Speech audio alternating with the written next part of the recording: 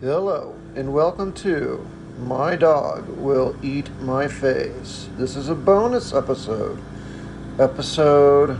24. Why is it 24? Because 23 is already in production separately, and once again, I'm going to flip the numbers because I have to in my stupid application. So, I'm sure many of my listeners don't really care what number it is. So moving on, this is a bonus episode because I wanted to share a little bit with my listeners that I learned just today.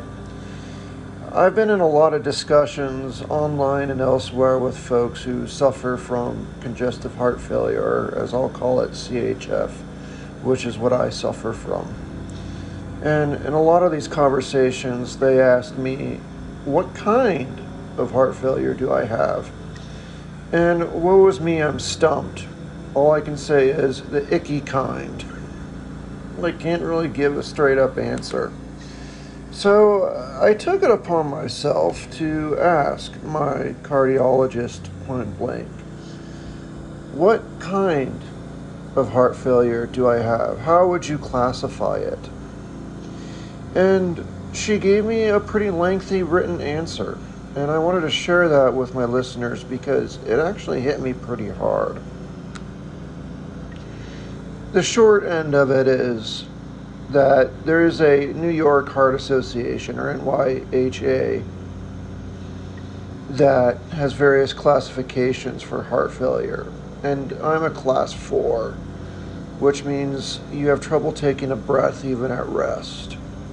And that is me most days. If you have trouble just doing any little bit of activity, but you're okay at rest, it's a class 3. And some days I linger around class 3, but for the most part, I qualify as class 4 to the NYHA. And she also said that I have the American College of Cardiology, or American Heart Association, stage D heart failure, which is refractory and end-stage heart failure.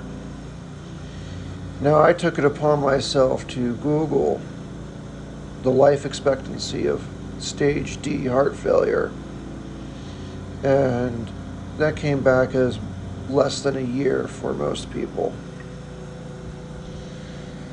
On top of that, my doctor wrote to me that the AHA or ACC, again, that's the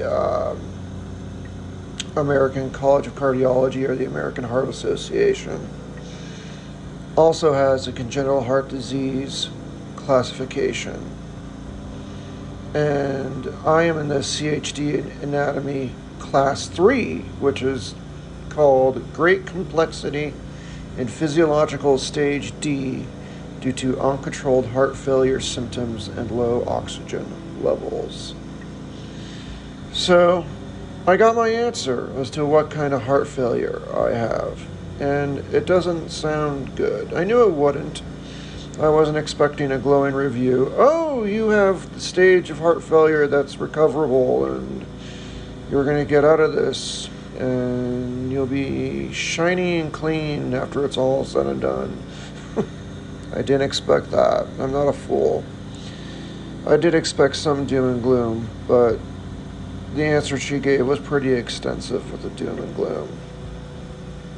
That certainly, yes, I am in end-stage heart failure, and the life expectancy for that is well under a year.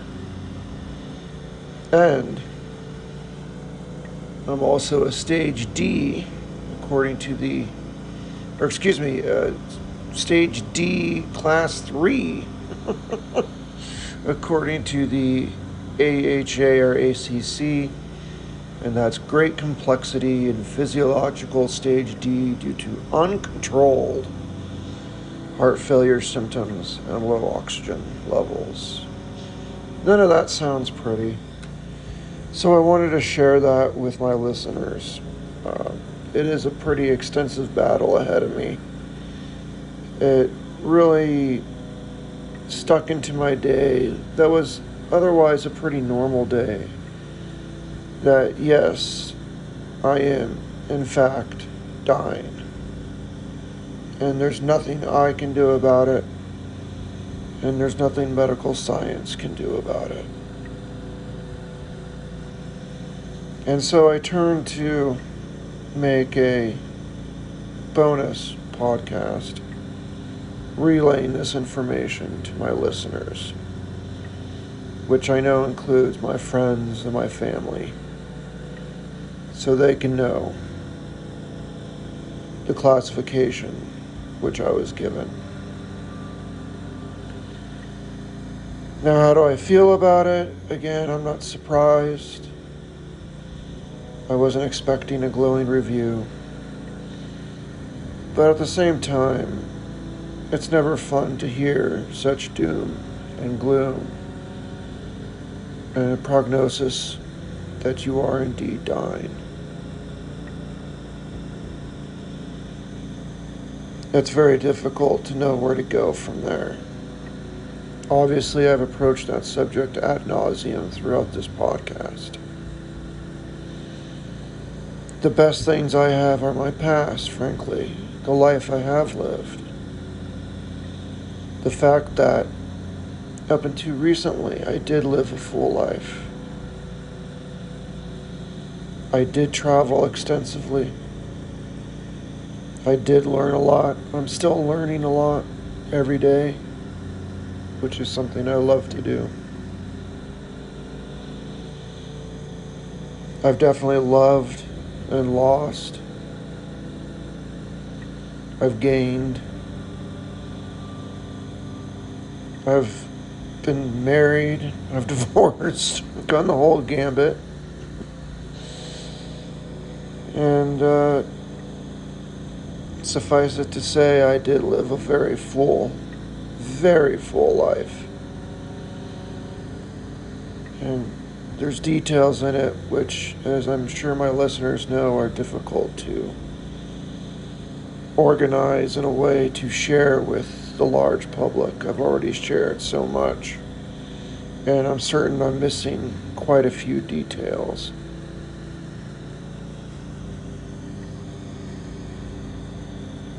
But I do take comfort in knowing that at least I did live my life.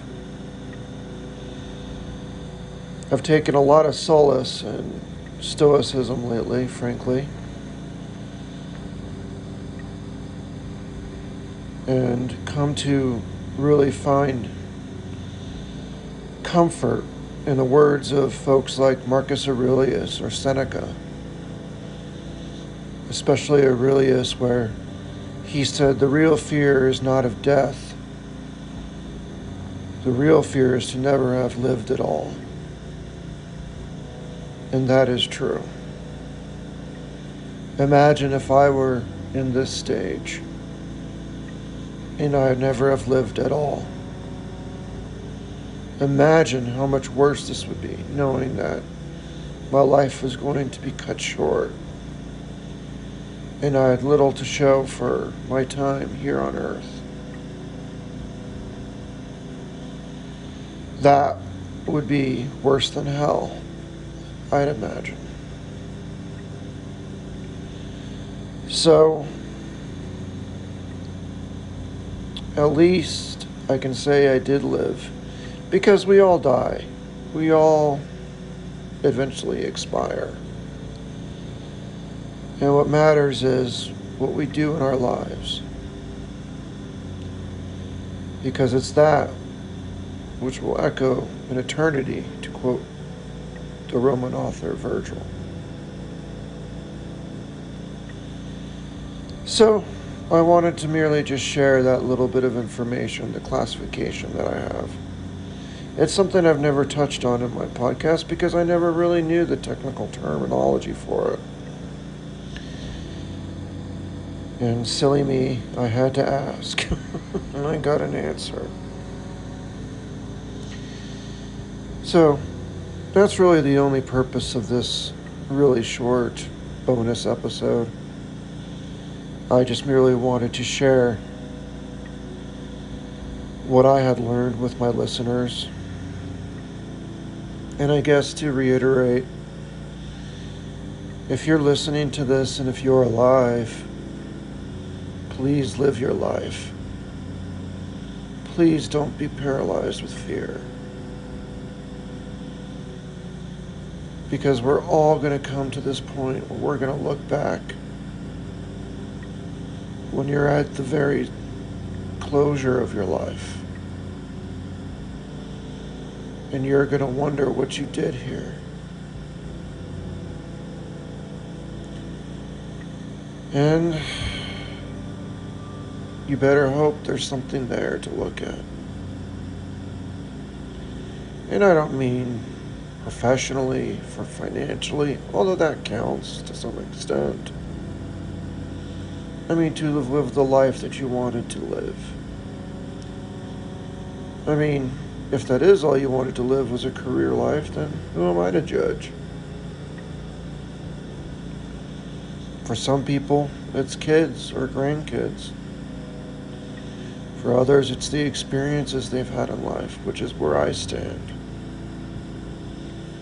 Bottom line is, whatever you choose to want to look back at, make sure it's there. Because I guarantee you that time will come when you will look back at that. And you're going to have to decide whether or not you've lived a good life.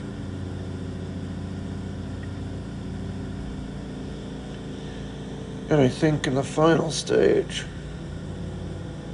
that's the only place where you're going to find any comfort. At least for someone like me. And thankfully, I can say I have lived a good life. But damn it, I wish I could live it longer.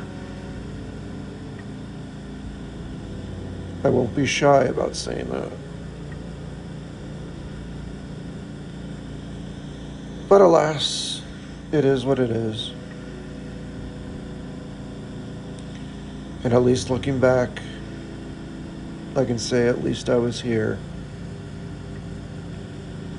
And none of what I did or what I said, none of my experiences or my memories can be taken away. They exist and will always exist in history. And no power in heaven or hell could ever take that away from me.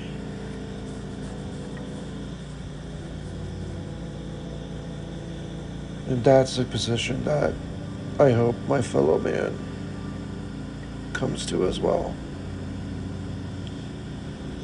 And so that's why I wanted to share this little tidbit in this bonus episode. And that's really all. Thank you for listening. It does mean a lot to me, to all you who listen. And I will be in touch as this progresses. Hopefully I'll see you in a year. And in between. That's all.